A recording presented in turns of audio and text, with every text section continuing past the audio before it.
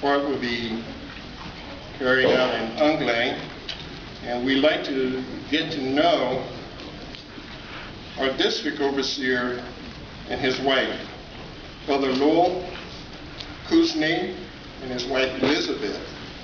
So we'd like to take a few minutes out to talk with them and help us to really appreciate their service to Jehovah, and also that we may get to know them. We'd first like to ask Brother and Sister Kuzny and Brother Kuzny, how did you come into the truth? Well, I learned the truth on my mother's knee and over my father's knee. That's an American idiom. That means that I sat on my mother's knee, she patiently, kindly taught me, but I also needed some discipline from my father over his knee. So what happened was there was a sister in Chicago that came about 25 miles out of the city to visit us in the rurals and to teach my mother the truth. This was back in the early 50s. I was 4 years old at the time. And the Let God Be True book was very, very deep, far over my head. I could never understand it. So each week after the sister studied with my mother and she went back to Chicago, then my mother would explain it to me, simplify it. And she would also tell me Bible stories similar to the Bible story book, although we didn't have it back then. And just to show what an impression it makes on a child's mind, now some 60 years later, I not only remember the Bible stories, but I remember the way in which my mother told them. Well, when my mother finished the Let God Be True book, she asked the sister, well, what's next? And the sister said, well, that's the end of the study. And since there are no other witnesses here in this town, you just go and witness to them and do the same thing that I did with you. So my mother took me along as if I was of any help. And my mother did start some studies with people there, women in our town, in the Let God Be True book, and in time helped some of the people in that area into the truth. Okay, thank you. Sister Kuzny? For me, it was in 1957 in Fullerton, California, that my parents started studying, and immediately they realized this was the truth, and they pulled me and my brother out of Baptist Sunday school, and we started attending meetings. Okay, thank you. Well, Sister Kuzny, what convinced you that this was the truth? Well, for me, it was when I was old enough to understand Jesus' illustration of the wheat and the weeds, then I knew that this was the truth. I remember my mother showing me Isaiah 43:10 through 12. A portion of that was quoted on the cover of every watchtower back in those years, where it says, "You are my witnesses, says Jehovah." And then my mother also showed me Acts 15:14, that God was taking a people from the nations for his name. So I put that together and I thought that was so neat. The names of the religions of my classmates were not listed in the Bible, but the name of my religion was in the Bible. I thought that was great. Very good. And what made you decide to take up the full-time service? Well, for both my husband and myself, our parents talked to us about pioneering right out of high school, which is what we both did. My brother also started pioneering right out of high school also. And then we had a circuit overseer, Sam and Jeannie Friend, who had a tremendous impact on my life. He has since died, but they had gone back to Bethel. They'd been missionaries and then in the traveling work, and then they went to Bethel, and he died. She's in her 90s, still working in the service department up at Patterson.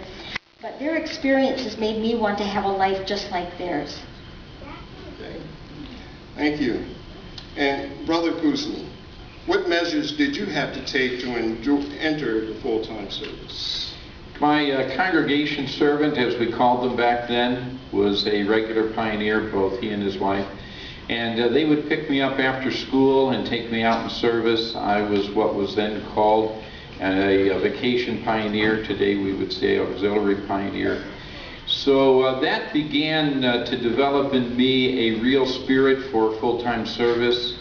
He became my mentor. I wanted to be like him, so I wanted to be a pioneer. And then he and his wife went into circuit work, so again, I wanted to be like him. I wanted to be in the traveling work. When they did go into the traveling work, then my next congregation servant was a brother that was closely connected with very responsible brothers at Bethel. Brother Knorr, Brother Grove, also on the governing body, Brother Larson, Brother Couch. And he would have them out from Bethel to give talks in our congregation. And he would introduce me to them as a future Bethelite. And they'd reach down and mess up my hair, say that they were going to save a room for me at Bethel. So that began to instill in me a desire to go to Bethel. So that too being full-time service, I appreciated that. When I was in my senior year of high school, I refused a college scholarship, and I've never regretted it because that would have interfered with my spiritual goals. And then when I worked part-time to provide for my material needs while I was pioneering, I always looked for jobs that I didn't like, because then I wasn't tempted to work full-time or even overtime, but rather to keep that secular work in its proper place, keep my focus on my spiritual goals. Thank you. Sister Kusnes, what things do you remember the most when you first entered the full-time ministry? Well, some of our early experiences were in our congregation in Corona, California, received as unassigned territory about 1960 a Navajo Indian reservation in northeast Arizona. So we took our family vacation that year to work this Indian reservation. And it was such a fantastic experience for me and my brother that we still talk about it to this day.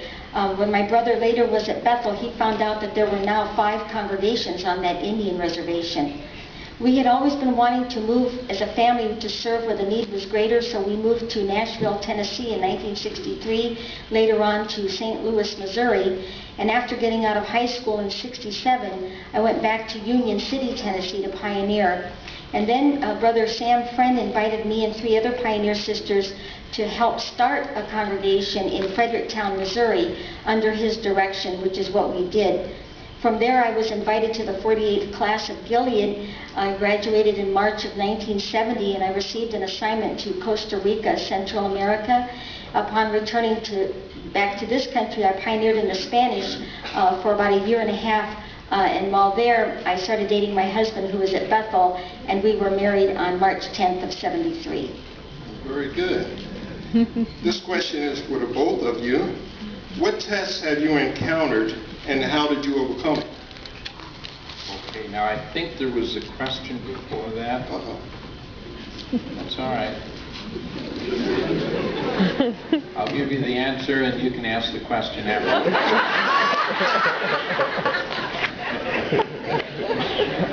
Let me mention it. Please. Okay, that's all right. That's all right. In 1957, when I was almost 10 years old, I got baptized. And then in 1958, we came for the big international convention in New York, the old Yankee Stadium and Polo Grounds. And while we were there in New York, we did what most of the friends visiting did. We visited Bethel. And that really confirmed in my mind and heart that that's what I wanted to do. So when I graduated from high school in 1965, I began regular pioneering. Back then, the Vietnam War was raging, so we wanted to get ministers' classifications with the draft board so we wouldn't end up in jail. My draft board was very, very difficult. I sent them reams of paper explaining my neutral position, but they wouldn't give me my classification as a minister. So I made a personal appearance before them. They still wouldn't give it to me. So I appealed it and finally got it from the appeal board. So in 1967, I went to Bethel. I left in 1973, and then we got married. We special pioneered, and then we went into the traveling work, circuit and district. We started that in 1974. And then most recently, we had the privilege of teaching the school for the elders, the 1-week school. We had 7 states in the South that we covered, and just absolutely thoroughly enjoyed that privilege. Well, thank you. I hope I got my questions lined up now. Brother Kusnes, what theocratic events touched you most? Okay, those were the theocratic events. Let's go to the next one then. We'll have the both of you. What tests have you encountered and how did you overcome it? Well, it was devastating emotionally and physically for me to realize that my parents had both become alcoholics. They had taught us the truth. My brother and I, we had some wonderful experiences, but both had become alcoholics. The situation was so bad that we had to go to the elders about their drinking. My father died before he could be helped. My mother left the truth, and for the last 8 years of her life, she didn't even attend a memorial. Before she died, she disowned me and my brother completely. But I have to say that Jehovah was always there with us. The help of my husband was just invaluable. And Jehovah used some young pioneer sisters in our Trenton, New Jersey circuit to really help me to see that emotionally I had to let my mother go. This is after my father died. I had to let my mother go because the situation had a really bad effect on my health. I was sick for about 15 years because of the stress of this situation of trying to help her. And they helped me to see that you can't make someone love Jehovah if the love of Jehovah isn't in their heart. You cannot put that love there if they don't want it. Thank you. Yes. In my case, over the years, I've had 9 disfellowshippings in my family, among my siblings, their mates, and their children. So when the friends have a disfellowshipping in their family, I can really sympathize with them. And we could see the value of the counsel in the scriptures and from the faithful slave, not to associate or communicate with the disfellowshipped one. That really demonstrates love, and it hastens their return to the truth. Yes, thank you. And finally, what are some of your fondest memories? Well, this school for the congregation elders that my husband had the privilege of teaching really had an impact on my life. The other instructors, wife and I, would go out in service with the local friends, and then each day we would come back to the Kingdom Hall and eat lunch with the elders. And we really got to see what spiritual men that they are and how deep their appreciation was for this school that was from Jehovah through the faithful and discreet slave. Their expressions of appreciation touched me deeply, and also I got to know them personally. Their situations, some of them had just lost their mate, but they were there at the school with their picture of their mate there by their books. Some lost children, went through so many things, but these are spiritual men, and it made me love them so much, made me want to be obedient and submissive to the shepherds. And our joy is similar to what the Apostle Paul expressed to the Thessalonians. You are our joy. God's people are our joy. Sister Kwasny now has something she'd like to say in French. Nous remercions Jéhovah pour les privilèges d'être ensemble avec vous. Nous vous aimons beaucoup.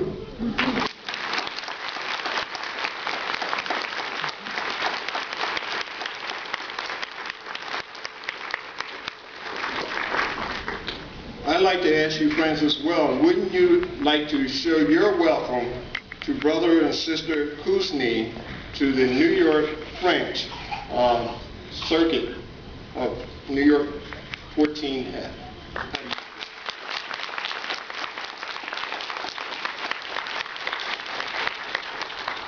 Merci beaucoup, Frère Kuzny and Sir Kuzny.